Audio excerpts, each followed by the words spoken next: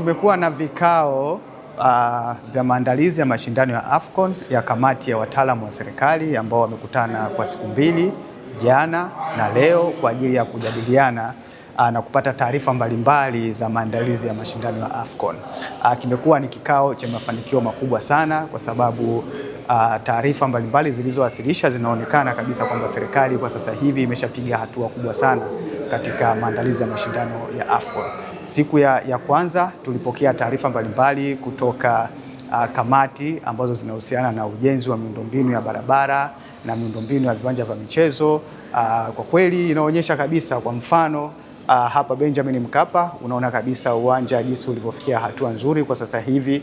Mradi mkubwa unaoendelea ni ujenzi wa eneo la kuchezea pitch, na mkandarasi yupo ameshafika asilimia zaidi ya 35 ya ujenzi wa ule pitch, lakini mandhari mengine ya Benjamin Mkapa imeshakamilika. Lakini vile vile tulipata taarifa ya ujenzi wa uwanja wa Arusha umeshafika zaidi ya asilimia 87, lakini vile vile tulipata taarifa ya viwanja vya mazoezi vinavyoendelea kujengwa kwa upande wa Tanzania bara na Zanzibar. Uwanja mkubwa wa Zanzibar wa Fumba umefika zaidi ya asilimia 62. Kwa hiyo tumefikia pazuri katika maandalizi ya miundombinu ya michezo, lakini vile vile bado tumepata taarifa nzuri ya maandalizi ya miundombinu ya barabara, ikiwemo tulikuwa na barabara muhimu sana ya jijini Arusha ambayo ina connect na uwanja mkubwa wa mpira.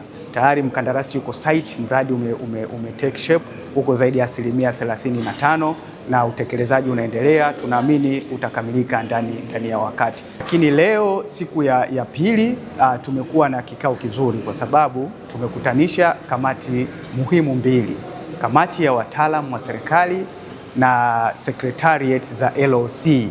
Tumekutana wote kwa pamoja kwa ajili ya kujadiliana na kutengeneza mpango mzuri wa kushirikiana katika kutekeleza haya majukumu.